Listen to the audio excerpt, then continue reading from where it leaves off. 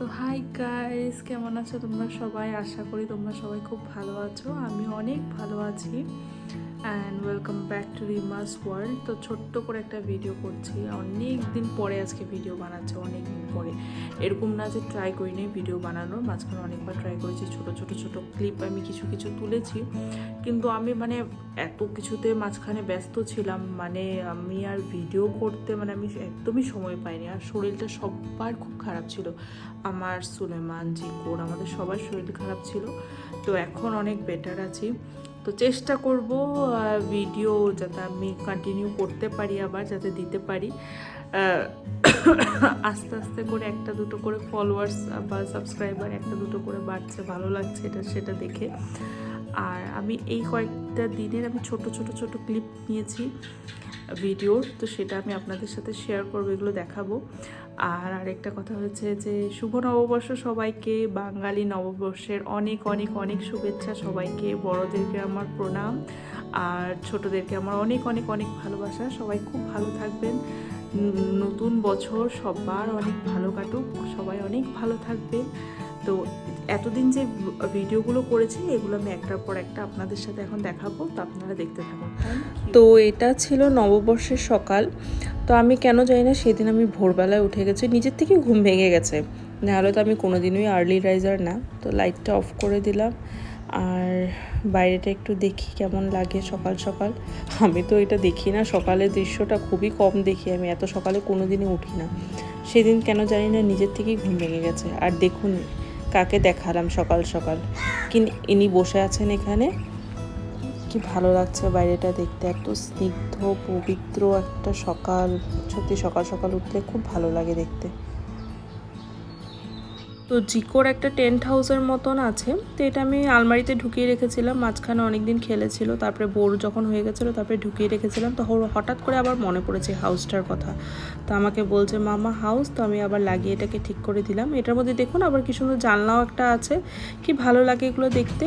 তো এটাকে এখন ওর পাশের রুমে রেখে এসেছি, এখানে বসে বসেও খেলবে। কি মামা কি, হ্যাঁ কি আমাকে বোঝানোর চেষ্টা করছে আমি বুঝতে পারছি না কখন থেকে। What do you want? হ্যাঁ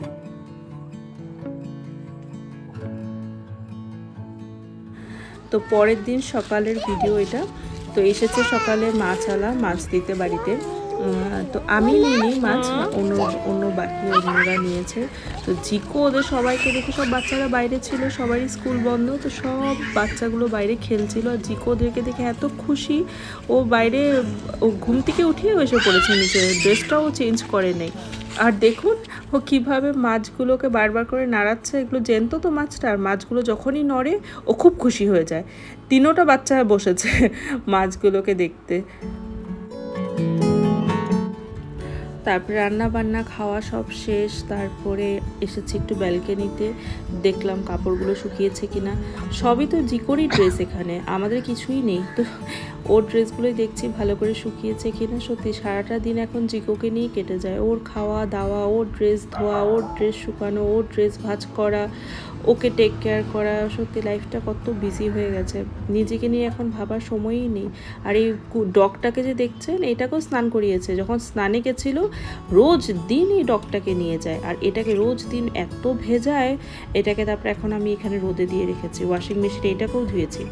তো চলুন আজকে ভাবছি বেশ অনেকটা গরম পড়েছে, একটু দই বানাই। সুলেমানও বাড়িতে দই খেতে খুব ভালোবাসে, তো একটু উষ্ণ উষ্ণ গরম দুধ নিয়ে নিয়েছিলাম, আর এটা দইয়ের ছাঁচ নিয়েছি।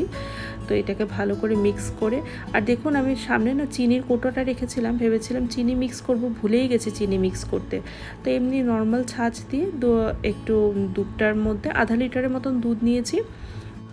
তো আগে দইয়ের ছাঁচটাকে ভালো করে কাঁটা চামচ দিয়ে ফেটে নিব। তো তারপরে দুধটাকে আমি ঢেলে দিয়েছি কাপের মধ্যে। আমি এটা কাপের মধ্যে ঢালার কারণ হচ্ছে এটা গ্লাসের, আর গ্লাসের জিনিসে দইটা খুব ভালো বসে।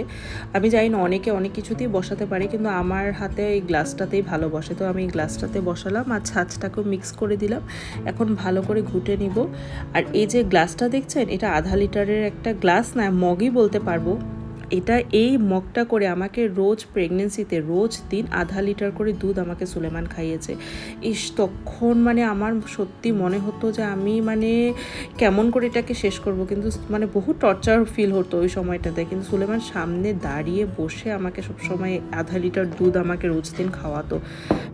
ওই সময়টা সত্যি আমার অনেক টেক কেয়ার করেছে। তো আজকে এই ভিডিওটা এখানেই শেষ করলাম। তো ভালো থাকবেন, থ্যাংক ইউ, টাটা।